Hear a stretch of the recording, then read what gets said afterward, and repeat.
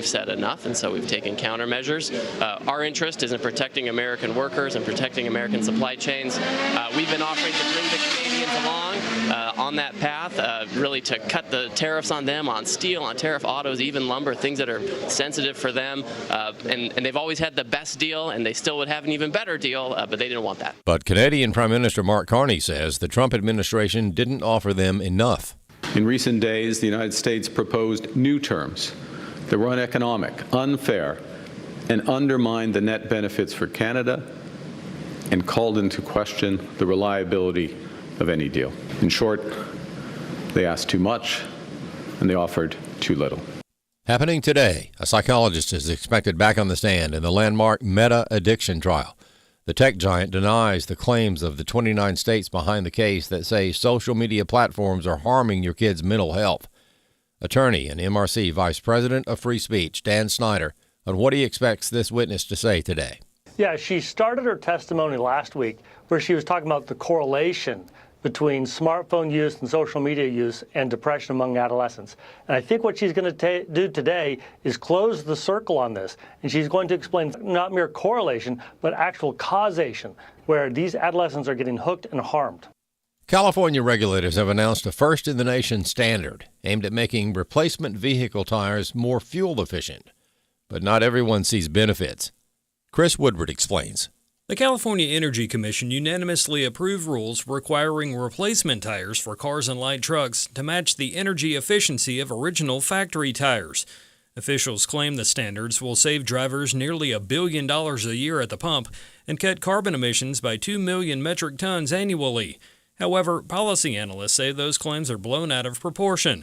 Dr. Kevin Diaratna, Vice President of Statistical Policy Analysis at Advancing American Freedom, says the environmental payoff is negligible. In one word, Chris, this is inane. This is going to have no impact on the climate, and they are deluding people by talking about millions of metric tons of CO2 reductions. And if you actually run the numbers, which we've done at Advancing American Freedom, it's clear that these will have next to no impact on the climate. And it's just a ruse for government control. That's all it is. Diaratna adds that according to his statistical modeling, even if California completely eliminated all carbon emissions, it would impact global temperatures by less than 0.02 of a degree Celsius, calling the tire mandate's direct effect functionally microscopic. The new California policy will be phased in over time, beginning in 2029. I'm Chris Woodward. And officials say a fast-growing wildfire in Reno, Nevada was human-caused. The Hawk Fire grew Sunday and is uncontained. Some 42,000 residents have been ordered to evacuate and another 45,000 encouraged to leave so that firefighters can reach hotspots more easily. For American Family News, I'm Rusty Pugh. Thoughts of the child you were carrying keep pouring over in your mind.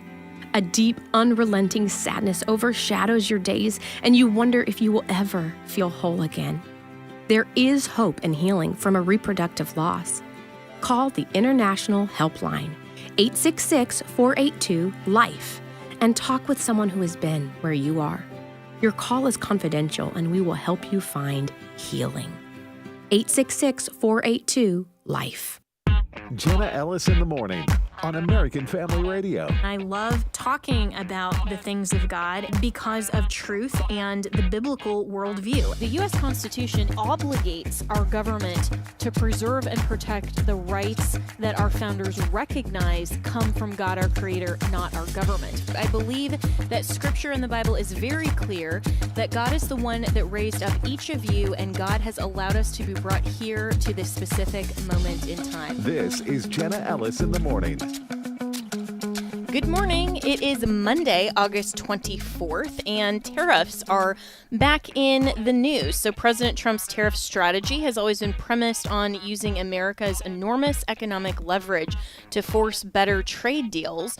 But what is happening when the other country refuses to blink? Well, the trade negotiations with Canada have now collapsed, and the U.S. has imposed 50% tariffs on roughly $20 billion on Canadian goods. This coming from the Wall Street Journal, and Prime Minister Mark Carney is promising dollar-to-dollar retaliation, going so far as to describe Canada as being effectively, quote-unquote, at war with the United States on trade, thankfully included on trade, so we don't confuse Canada with Iran.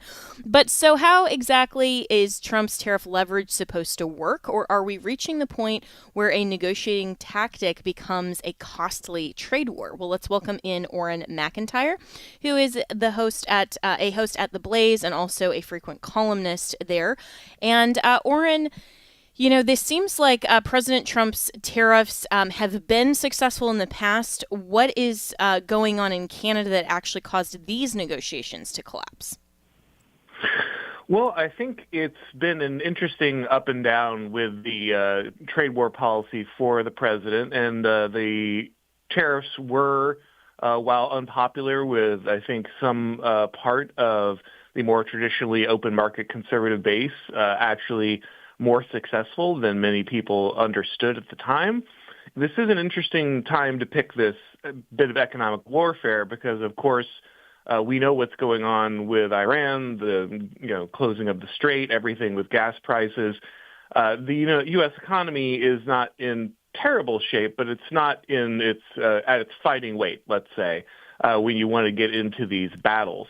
And so you hope that this does not create any additional strain that could tip things over in any given direction. I don't think with the volume that Canada does that this in and of itself will be permanently damaging, but you do want to make sure that you haven't stacked too many factors on the back of the American economy, especially going into the midterms. Yeah, and the midterms are really the biggest issue right now. I mean, how damaging is this, at least in the public eye, to have tariffs back in the news when already the economy and affordability are pretty big questions, and it looks like that's going to be a real thorny issue for the GOP heading into November.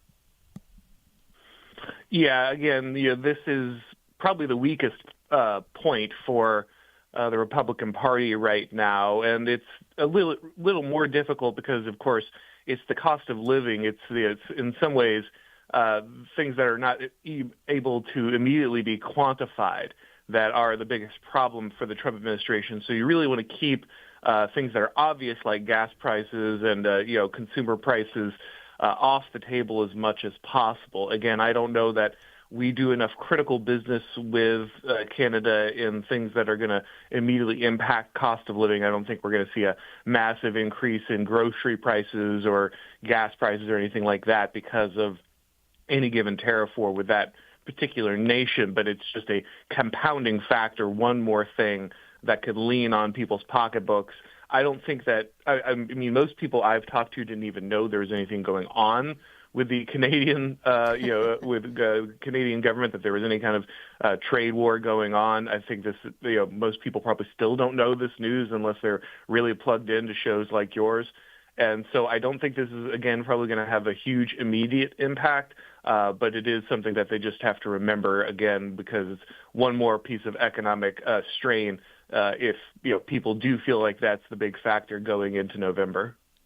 Yeah, and ironically, I was at this grocery store yesterday and was, being very careful because it seems like you can't buy literally any produce or even, frozen blueberries or like anything anymore without this being subject to recall. There seems like there's a ton of recalls, but one of the arugula lettuce that I was buying actually said product of Canada, and I thought, oh, great, it's probably safe. And then I thought, well, I wonder if this is more expensive now because it's coming from Canada. I mean, all of these different factors. So it's kind of funny. But does Canada actually have enough leverage? Because, as you mentioned, I mean, we don't talk as much about, imports and things from Canada. So do they actually have enough leverage to win a tariff fight with the United States? Or does this kind of dollar for dollar retaliation that the Prime Minister is talking about actually hurt Canadian consumers more than the United States? And Trump probably knows that.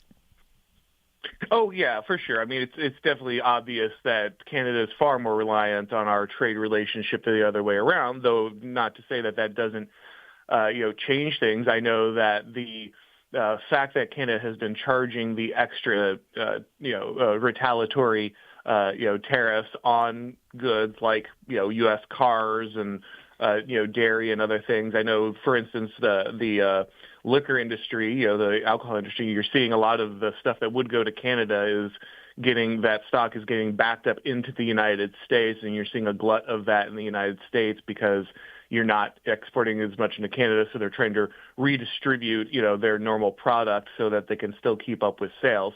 So it's not, that there won't have any impact. Obviously, we are seeing U.S. Businesses adjust. And really the problem, this is what people complain about the most when it comes to tariffs. They want stability. It's not so much that the tariffs themselves are the problem. It's that the volatility that could come if you don't know when the tariffs are going to be there, how long they're going to be in place. You have to adjust supply chains. You have to adjust shipping. It's not that you can't figure these things out if you know beforehand. The problem is the uncertainty that's entered into the system. Every time you have to make quick adjustments like that, that's going to cost a business something in their planning. And so you want to provide, even if you're going to have a tariff plan for your trade, you need to make enough runway for businesses to adjust to that so they don't have huge losses just from the compliance. Yeah, and this debate over tariffs really does feed into the bigger political questions heading into November that we've been talking about, which is, can Republicans convince voters that their economic agenda is making life more affordable? Because whether we're talking about tariffs, housing, groceries, energy, interest rates, all of that, affordability is really becoming the central battlefield of the midterms. And apparently both sides are already thinking about what Washington might look like if the Democrats succeed, because the New York Times is also reporting over the weekend that House Democrat leader Hakeem Jeffries recently met privately with Jared Kushner, President Trump's son-in-law, and of course a longtime advisor and part of the first administration. And what I think, Orrin, is really interesting about this report of what they discussed was that housing, immigration, and the high cost of living potential areas of common ground if Democrats take control of the House. But also some reports are speculating that this was also a basically trying to broker and foreclose some potential investigations of the Trump administration if Democrats come back into power. So what was your take on this meeting and what was reported? Was this more about cooperation or more about negotiation? Well, I don't see a lot of cooperation coming in between the Republicans and the Democrats. The possibilities of that seem pretty low. I mean, the Republicans can't even cooperate with themselves to pass something like the SAVE Act while they still have time. So the idea that they're going to broker some kind of large legislative goals, even if there would be some level of overlap or agreement with the Democratic Party, seems very unlikely. The far more likely scenario, as you're putting forward there, is that the GOP is expecting a loss of the House, and they're going to need to do their best to figure out how to function in that environment, and worrying about things like investigations. That was always the most dangerous part of, kind of putting ourselves in the situation going into the midterms with the war and everything else. You have to remember that, whatever threat exists overseas, the Democrats are really an existential threat in the United States. They have made it very clear that they are more than happy to use, lawfare to go after the president himself, different members of the administration, and these people will literally do anything to stop Donald Trump from moving forward his agenda. So it would be unsurprising that they're gearing up a whole slate of different ways to inhibit the Trump administration, from articles of impeachment to different investigations. And so sadly, if the GOP does feel that ultimately it might be in a position where it could lose control of Congress, then they're going to need to figure out how they're going to move forward. And this is probably part of what that meeting was about. Yeah, and it seems like the GOP is a lot more like Canada in this situation in terms of the leverage of negotiation, at least as they sit now, which is really frustrating because, as you mentioned, I mean, the last 2 years have been a key opportunity to actually advance meaningful legislation and not allow the Democrats to stymie that or push back. And there really doesn't seem to be a lot of incentive for the leadership of the Democrats to have sort of any kind of bargaining or cooperation, or say that, if they take control back, that it wouldn't just be their plan to bind up the Trump administration in all kinds of investigations for 2 years until 2028. I mean, the only rationale I could see is if they thought that would backfire again and they wouldn't have as strong of a case heading into the presidential election in 2028.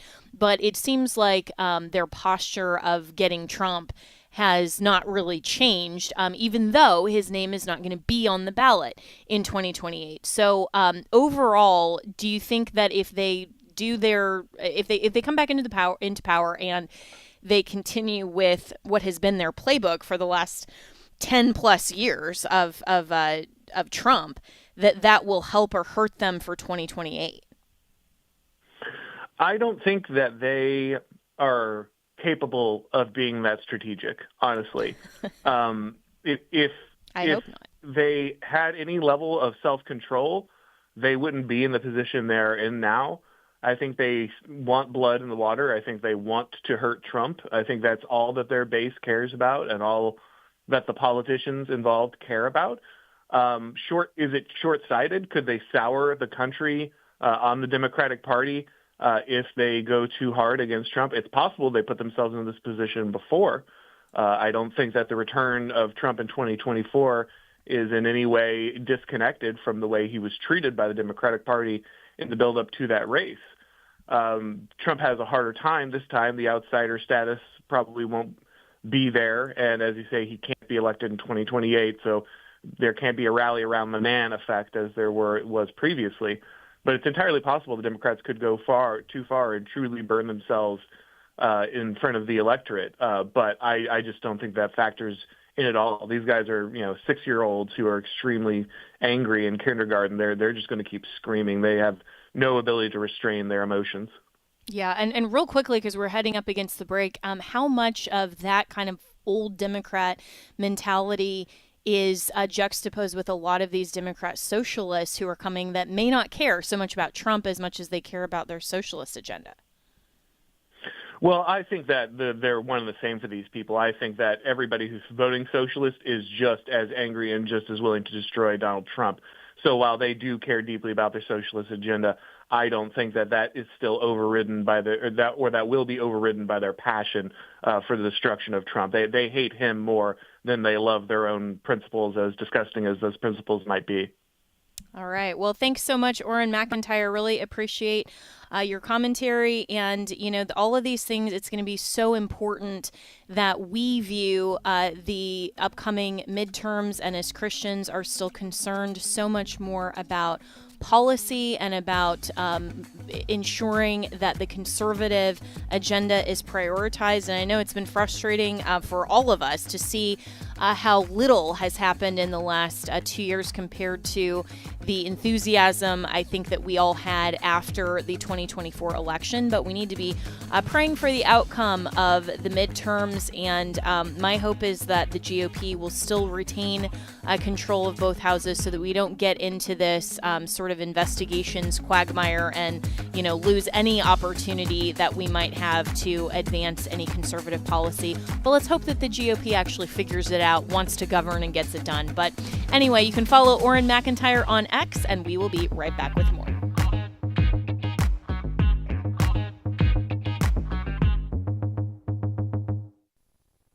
Hi, I'm Jan Harper. If you're a pastor's wife, you know both the blessings and the unique challenges that come with the life you and your husband live daily. We call it living in the fishbowl. Details have been announced for the 2026 Pastors and Wives Fishbowl Retreat. Once again, this year's retreat will be at Pickwick Landing State Park in Counce, Tennessee. From October 20th through the 22nd, pastors and their wives will enjoy rest, renewal, and fellowship hosted by Pastor Bert Harper, Director of Marriage, Family, and Pastoral Ministries at AFA and co-host of Exploring the Word on AFR, and his wife, Jan. Our special speaker will be J.J. Jasper of AFR. Your registration fee covers lodging, meals, and materials. All you need to do is get there. The annual AFA Pastors and Wives Fishbowl Retreat, October 20th through 22nd. Learn more and register at repairingthefoundations.net. We'd love to see you there. Dr. Ligon Duncan from the American Family Studios documentary, The God Who Speaks. Paul says, remember that the sacred scriptures teach us the way of salvation, which is by faith in Christ. And in the first instance, Paul is talking about the Old Testament. So here's a New Testament letter written to a minister of the Word who already knows about the Word because he's been preaching the Word for maybe a decade. And yet Paul is exhorting him to continue in his high view of the Word and even reminding him that the Old Testament reveals salvation, which is by faith in Jesus Christ. And then in 2 Timothy 3:16, he unloads, perhaps the greatest single verse in all the New Testament about the authority of Scripture. All Scripture is God-breathed or breathed out of the mouth of God. Visit thegodwhospeaks.org. Hello, Americans. I'm Todd Starnes. Stand by for news and commentary next. From Watertown, New York, a controversy over a middle school art class. Kids at Case Middle School exposed to what parents say is pornography. The art teacher on administrative leave as a result. Local TV reports indicate the kids were exposed to very graphic artwork from an activist known for his social activism on issues like AIDS. So you can only imagine what sort of debauchery the kids were forced to observe. Trust me when I tell you the image is far too graphic to describe on the radio. Now, many parents filed complaints arguing the teacher committed a criminal act. The American Center for Law and Justice is representing two of the parents. They say the teacher told the kids in advance the images were inappropriate, but said they should just be mature. ACLJ says the school district failed in its responsibility to protect the children. Not only that, the kids were traumatized. They saw what they saw, and you can't unring that bell. I'm Todd Stearns. Welcome back to Jenna Ellis in the Morning on American Family Radio. Welcome back. And the murder trial of Lindsay Clancy is entering its final stages as the prosecution is presenting rebuttal witnesses. And so this is murder trial day 19.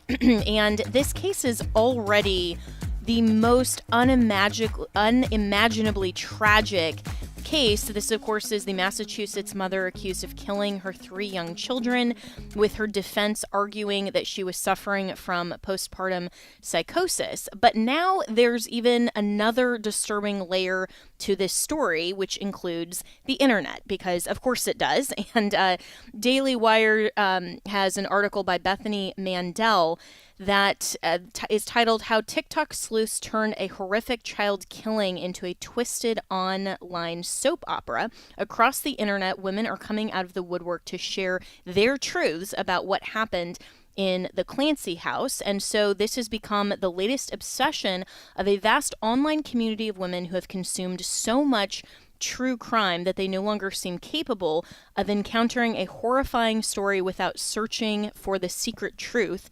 underneath it. So to these TikTok detectives, Bethany Mandel writes, Clancy is another puzzle to be solved by women who have trained themselves to believe that every murder contains a conspiracy, every husband is potentially hiding something, and every apparent fact might be a clue that blows the whole thing open.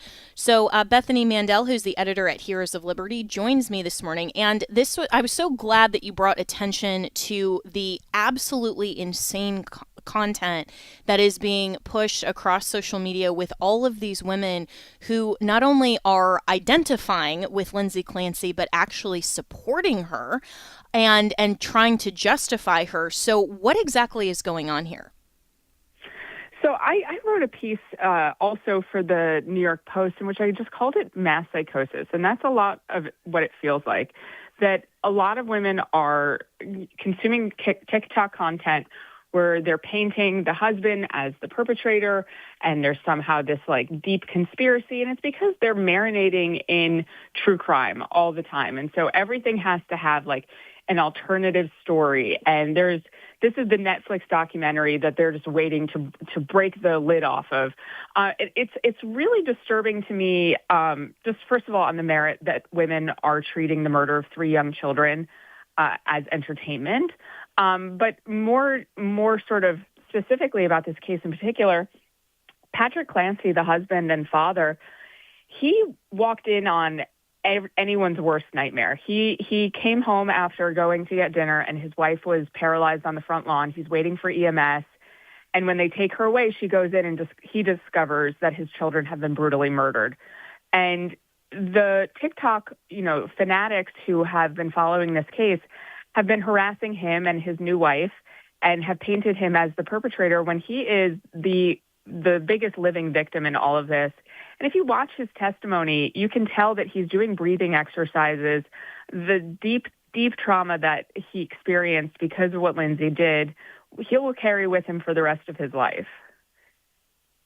Yeah, I just feel so awful for not only what happened to this husband and father, but now what the internet is accusing him of and making this happen. And do you think that some of this comes from the therapeutic language of quote unquote my truth as everyone is trying to get out there? Because we've moved away, it seems like in culture, from asking what actually happened in the facts to people just announcing what they emotionally believe must have happened. Yeah. Yes, I completely agree, but it's also not just, my truth, but it's also, in all of these circumstances when people go no contact or whatever it may be in the framework of this therapeutic language, they can negotiate their way through anything. Any sort of offense can be explained through this prism of therapeutic language. And we're seeing the extreme of that here. She wasn't supported enough. She had this, she had that.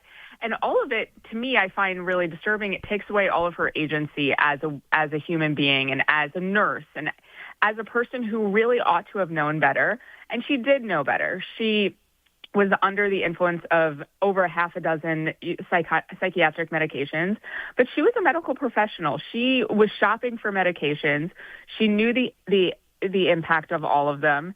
And we're seeing, the end result of her, shopping for all these medications. It's not good. It's not good for your psyche. But in all of this therapeutic language, medication is not viewed as not just a thing to be ashamed of, but it's a thing that should be praised. And so if you are on TikTok, you see women sort of identifying themselves by some of their medications. Brought to you by Zoloft or whatever. And they've lost sight of the fact that these are really serious medications that can carry with them a lot of side effects. And she was on a lot of them. And no one sort of cautioned, because no one wants to, assign shame to them, but no one cautioned her. These are really serious medications that you should proceed with caution. And it doesn't seem that anyone sort of gave her that indication. Yeah, and it just seems like the insistence that she must not have any moral culpability because she was on all of these medications and because she suffered allegedly from postpartum depression or psychosis. It really is very concerning that it seems like the majority of the women that are participating in a lot of this online obsession are trying to excuse her. And so how do we talk compassionately about postpartum depression and other forms of mental illness without removing that moral agency component from women altogether? Because it seems like the rallying cry around Lindsay Clancy is, well, she's not guilty because I suffer from something similarly, as if these women are suggesting that if they went out and also committed similar crimes, they too should be justified. And I just find that completely horrific. Yeah, I do too. And, I don't know is the honest answer. I don't know how we can message this because personal responsibility has been so vilified in our culture for so long. That I don't know how we put the genie back in the bottle when it comes to personal responsibility, because, millions of women every year suffer from some sort of postpartum depression or, just the experience of postpartum is difficult. And psychosis is felt by a very, very, very small minority. But even in the throes of that, you should have the presence of mind to say, I'm a danger to myself or others, and I need to remove myself. She had the presence of mind to send her husband out of the home. She had the presence of mind to orchestrate the entire day so that she had the opportunity to do what she did. And so, to claim that somehow there's this magic blind spot when it comes to what she actually did, but she's able to do anything else, it goes beyond the imagination of, the potential here. So I don't know is the answer. I saw Spencer Pratt recorded a really interesting graphic 10-minute video where he calls a lot of this out, and he uses the same language I did. He said, mass psychosis. And he's getting a lot of pushback, but I think it's important for people like Spencer Pratt to come forward and say, this is a societal problem here. Like, this is not a true crime drama that you're watching on Netflix right now. Right. And I think that social media has certainly participated in the ability to cause a lot of that, what may have started out as, a few individuals thinking something, to almost perpetuate the mass psychosis, because social media actually rewards sometimes the craziest interpretation of a case or something that happened, or, when the evidence says exactly what everyone thinks it says or what they're speculating. I mean, look at what Candace Owens is doing in the context of the Charlie Kirk murder trial. I mean, it's the exact same type of thing, of this kind of massive following that social media is rewarding, and it's really unhealthy to society. And so we've kind of crossed a line from educating people about criminal cases into encouraging people to participate emotionally in them when the facts don't support their emotions. Yeah. And by the way, she's doing the same thing with this case as well. She came to it a little late because she was busy bullying a widow, being Erica Kirk. But she's doing the same thing here. I think a lot of this can go back to COVID, where the conspiracy theory was true and we were being lied to constantly. And I think that we kind of have moved on past that, and there's been no accounting. And I think this is the logical end result, because there's a lot of people out there who, when they had their tinfoil hat on, it was right. It was pointed in the right direction. And so they see a conspiracy everywhere, and it's not here. And, if the prosecution, thought that they could get her off on these brilliant TikTok theories, they would have been using them, but they're not. They admit on the stand that she did do this. This was by her hand. And so what's disturbing to me is watching this absolute denial of reality that, they've created in real time while the trial is still going on, this completely alternative timeline that has no basis in reality. And you can just turn on the TV and watch the trial live to see that that's the case. But TikTok has spun so many women into believing that, what is happening in this real world is not real. And that, to me, is like next level disturbing. We've seen a lot of revisionism of past events, but this is revisionism of something that's going on in real time. And I'm speaking with Bethany Mandel, who's an editor at the Heroes of Liberty, and wrote this great piece also in the New York Post as well as the Daily Wire. You can find those pieces online talking about this whole topic. And it's so true that the defense, who's actually the ones who are vested with the legal responsibility to present the defense in court, they're not using a lot of these theories. That's also true for Tyler Robinson in the Charlie Kirk murder case.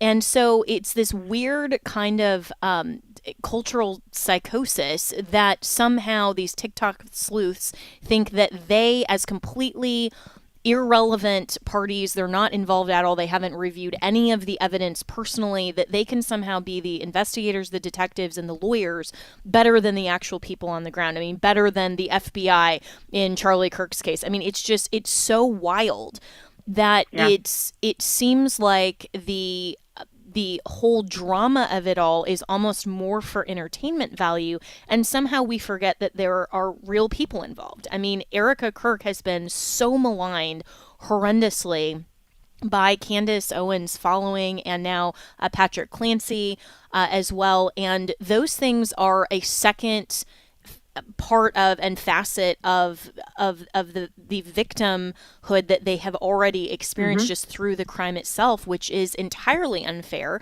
And so, I mean, how do we get a grasp on this as a society? Because I don't think that perpetuating all of this on TikTok and across social media is going to be in any way overall helpful for true justice. I mean, I'm a big First Amendment person. I think, it's important to have these wide open ways of communicating. We have to figure out how to navigate those. But on TikTok should just be illegal. And I truly do not understand why it's not. It was a bipartisan decision. It is an op by a foreign government that is hostile towards us to drive us crazy, and it works really well. So I think that this is just yet another data point in TikTok should not exist. And there are other forms of social media out there that are not radicalizing people nearly to the degree that TikTok is. So I think that that's step number one. But step number two, we just need to be raising our children with a sense of morals, that, bullying a widow is bad. Somehow that got lost in translation in the generations. But we need to make everyone more discerning, and I'm not sure how you do that with an adult. So, let's focus on the next generation of kids to make sure that they understand that bullying a widow and bullying a man who buried his 3 children is deeply evil. Yeah, and it does seem to be so difficult to get a handle on a monster that's so big as social media. I mean, this kind of social proofing that instead of just having, one or two people in the context of their actual neighbors around them talking about some of these conspiracies, you have these mass online groups that now can form and encourage each other. And you mentioned earlier, Bethany, about the people during the COVID pandemic who kind of put on their tinfoil hats, and they were right in a lot of ways. And so now it seems like because some of those what would have been called conspiracies in 2020 and the few years after proved to be right, now it seems like there is a whole viewpoint that every conspiracy must be correct instead of the actual facts and prevailing narrative. And that becomes really dangerous when we start blurring facts and reality with anyone's conspiracy just because they gain attention on the internet. But I also think that there is a really interesting gender component here, because we're seeing that this is obviously mostly women who are identifying so strongly with Lindsay Clancy. And that deals with fear surrounding postpartum depression, psychosis, anxiety. And it also seems like in an age where women are being told that they can have it all, that their lives shouldn't change, that anyone toxic should be removed from their lives, they are now projecting that onto their own children. And I think assuming somehow that if anything isn't exactly perfect, then somehow they need to be able to control their environment in a way that allows them to live the life that they prefer and the outcomes that they desire. And that is also really dangerous when you mix that with what the psychiatrists and all of the medication are handing out to them. And it just seems like we are rapidly barreling off this cliff that does not appreciate and even dehumanizes not just unborn children, but now even women who have young children. And a lot of these videos are very dehumanizing to their own children who are babies, toddlers, and even older. Yeah, and this is a whole other sort of aspect of the Lindsay Clancy thing is these are women, in my opinion, who have been gentle parented and who are gentle parenting themselves. This is second generation gentle parented. And so they were never told life isn't fair, suck it up and just do it. And so they don't know how to suck it up. They don't know how to work through difficulty. And, you know, harkening back to our earlier conversation about therapeutic speak, they focus on the negative and they harp on it and they dwell and they cannot move past it and see, you know, this is a difficult afternoon, but it's been a great day. They're incapable of making that assessment. And now they're gentle parenting and it's misery. Of course it's misery. If your 3-year-old is in charge of the ship, that's going to be an unpleasant experience. And so instead of standing up and saying, this is what we're doing now, we're putting our shoes on, we're walking out the door, they're hiding in their bathrooms, and this is a social media phenomenon. They're throwing ice cubes in their bathtub to get out their rage. These are women who have no coping strategies, who are not utilizing coping strategies with their own children. And of course they're miserable. This is, progressive ideology in practice. It makes people miserable. And it seems like they want that. That is the goal here. It gives them cred and it gives them social media attention to complain instead of just being resilient. That is no longer something that people aspire to be. Yeah, and it seems like the next iteration of the leftists yelling at the sky and screaming at the sky like we saw back, when Trump first got elected. But it's even worse now because it involves not just them being mad at politics, but involving their own children. So last question for you, and Bethany, I so appreciate you joining us for this really important conversation. How damaging overall will this be if the jury finds Lindsay Clancy not guilty and does not hold her accountable for her own moral agency? I think it'll be really disturbing. I think that it sets a really dangerous precedent. Not that I think that there's going to be, a spate of copycats. I'm not necessarily afraid of that, although obviously that would be horrifying. But I'm more afraid of the idea that women cannot be held responsible for their own emotions. That feels very retrograde. And it's inexplicable to me that progressive feminists are not, the ones standing up and saying, wait a second, guys, we can be anything. We can be firefighters. We can be police officers, and we can also be responsible for our own actions. Yeah, absolutely. And I really hope that the jury at least will see the evidence, not weigh the emotion, and go where the facts and the evidence show. But we've got to take a break here. Bethany Mandel, really appreciate it. You can follow her on X at Bethany Shondark. And you can also listen to her and read her pieces in Daily Wire and also the New York Post. And we just need to be praying for this culture and all of these women who are trying to find solace in these online, TikTok sort of videos and these communities that are clearly not helping them parse fact from emotion and have good coping mechanisms. We're going to talk about that a little bit more after the break, and we will be right back with more here on Jenna Ellis in the Morning.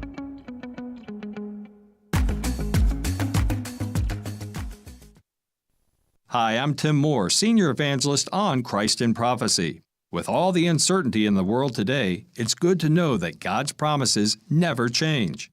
On Christ in Prophecy, we'll examine the signs of the times and consider what's really happening in the world today through the lens of God's prophetic word. To hear more biblical hope for the future, join me for Christ in Prophecy, Sundays at 11 a.m. Central, right here on American Family Radio, and find out what's really going on in the world. The Awakening with Bishop E.W. Jackson. We have not been made the greatest nation in the history of mankind by denigrating God. We have become the greatest nation on earth because we are a nation that acknowledged Almighty God to be the source of our values, our rights, our liberties, and that therefore we are accountable to Him. The Awakening on the podcast page at afr.net. Candace talks about finding out she was pregnant. Thankfully, an ultrasound provided by Preborn allowed her to hear her baby's heartbeat. The sonogram sealed the deal for me. My baby was like this tiny little spectrum of hope. And I saw his heart beating on the screen. And knowing that there's life growing inside, that sonogram changed my life. I went from just Candace to mom.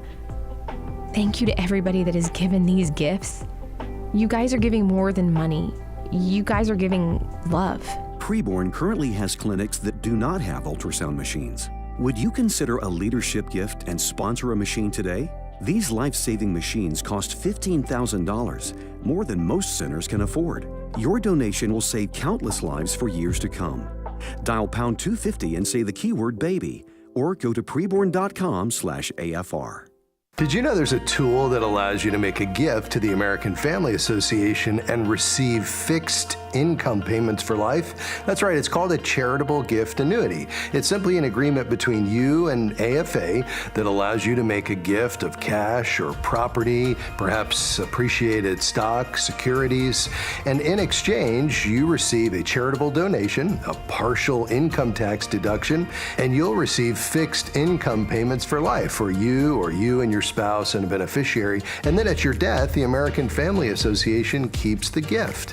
It's an incredible way for you to support the culture-transforming work of the American Family Association and ensure that continues for generations. If you want to learn more, just contact the team at afafoundation.net. Please give us a call, 1-800-326-4543, extension 345, or you can visit us at afafoundation.net. We look forward to hearing from you soon. Welcome back to Jenna Ellis in the Morning on American Family Radio.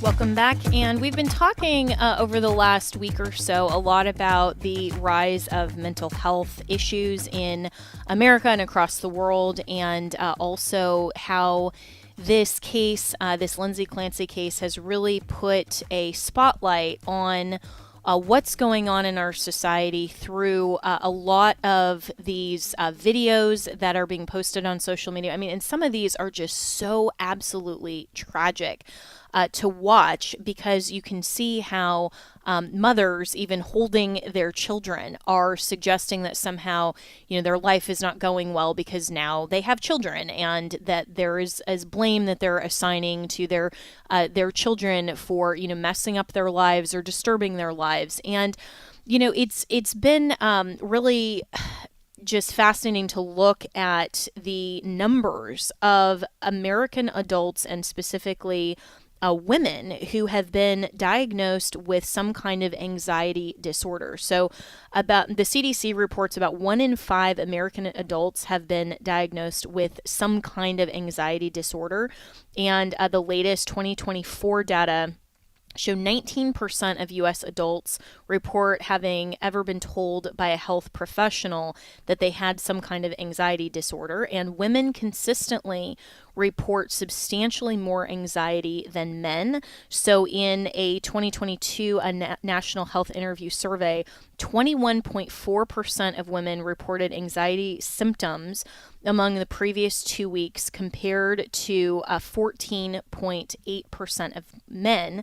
So that's roughly about 45% higher in women. And so this isn't just a post-COVID phenomenon, because my pastor was actually talking about this yesterday and did a phenomenal sermon along the same lines of anxiety, and talking through what actually is this biblically. And I want to get into that.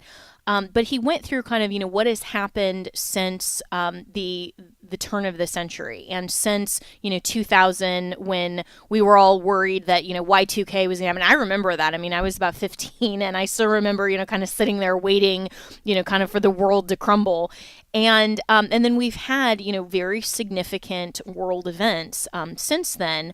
But the COVID phenomenon, and especially the young people who were kind of coming of age in that whole era, that really shaped how they view life, how they view working from home versus having to go into an office. In fact, a friend of mine was talking about her friend who is about 26 or so now, and actually had to go into the office for the first time this year, and couldn't handle it, and thought, why am I having to go into an office, and I'm, I can't not just have all of the comforts of home, and literally couldn't handle it. And so you have to ask yourself and ask the question, really, what is anxiety, and what's driving kind of this behavior, and what does the Bible speak to? Well, anxiety is really defined as the fear of the loss of control.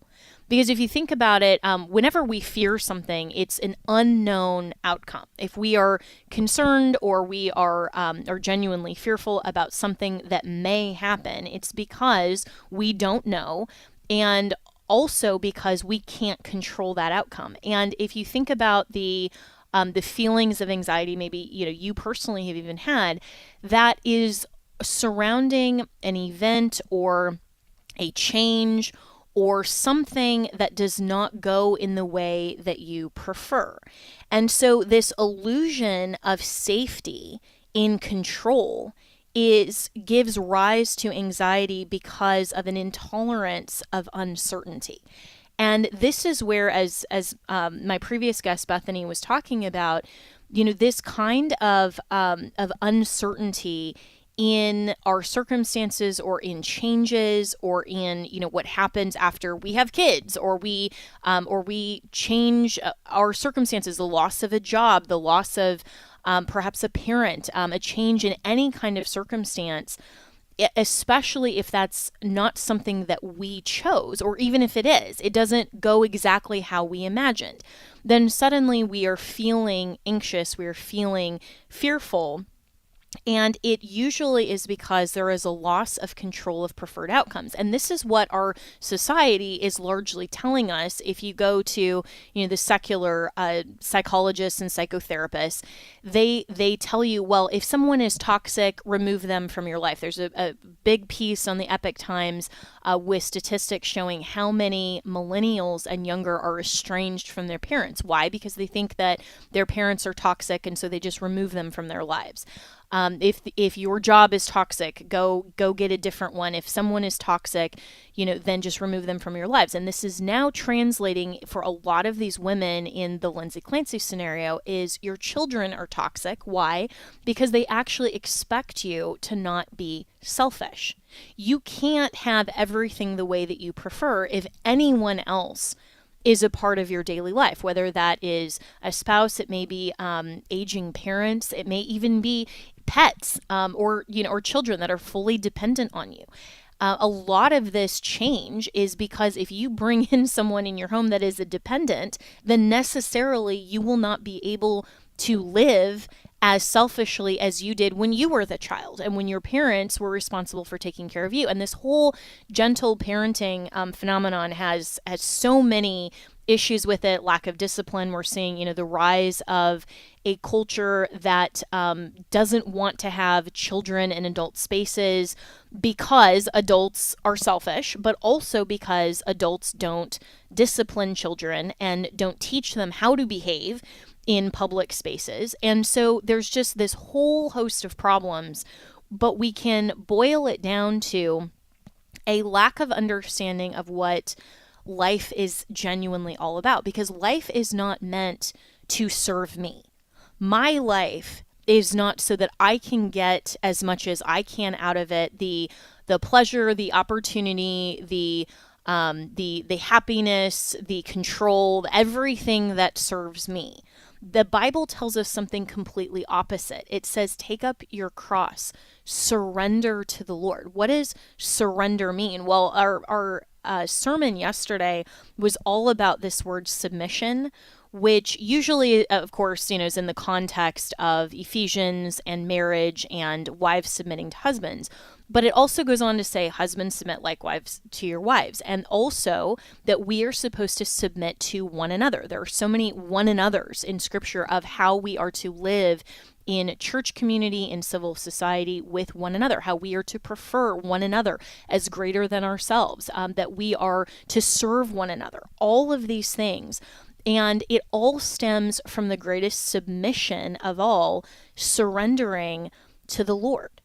Because when we realize that we actually cannot control our circumstances, yes, we make daily decisions. We hopefully walk in the wisdom of the Lord. We walk in His will.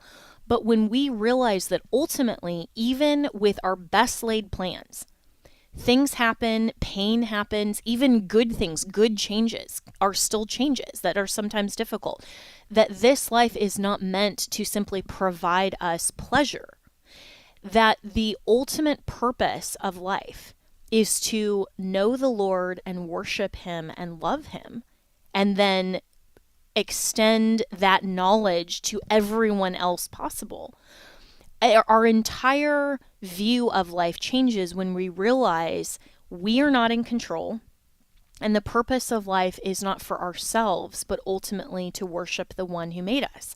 And it's a completely different view of life, because the Lord tells us that we can be still and we can have joy and comfort and hope in the knowledge that He is in control of all things, that no matter what this life brings, what tragedies, trials, or even joys and blessings that cause changes and disruptions in our life befall us, it ultimately doesn't matter, because we have the hope in the resurrection of our Lord and Savior Jesus Christ. And as my pastor was preaching yesterday, I was thinking, and then he brought up the verse in Proverbs that a man plans his way, but God orders, or some translations say establishes, his steps.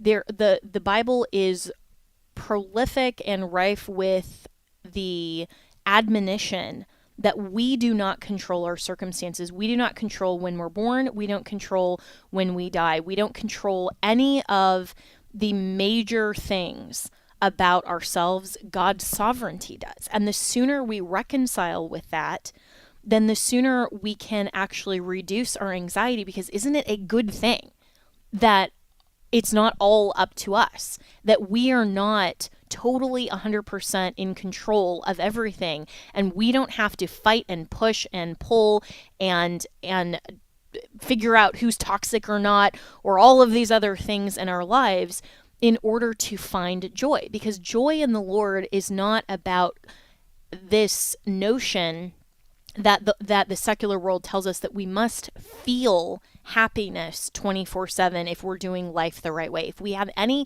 negative feelings whatsoever, then something must be going wrong, and you must try to change your circumstances. Control is always what people are striving for when they have anxiety over their circumstances, instead of giving it to the Lord and saying, I may not like what's going on, but I understand that you are sovereign, and I am surrendering wholly to your will. I mean, this is the same thing. I was reading an article yesterday about a woman who gave her pet to a friend, and that was the thrust of the article, about how, this pet was thriving. But it said in the article, because she left life on her own terms. And I thought, that is the ultimate desire for control. To say, I am not going to give the Lord my circumstances, my life, and ultimately, when I meet Him, I want to even go so far as to not only live life on my own terms, but leave life on my own terms. That is completely antithetical to what the Bible teaches. And so this whole illusion of safety and control gives into anxiety when we can have something so much better, the joy of the Lord, and recognizing He is in control. So we as Christians need to figure out what is it that we need to surrender in our own lives, and how we can prefer one another and ultimately prefer Christ instead of ourselves. As always, you can reach me and my team, Jenna, at afr.net.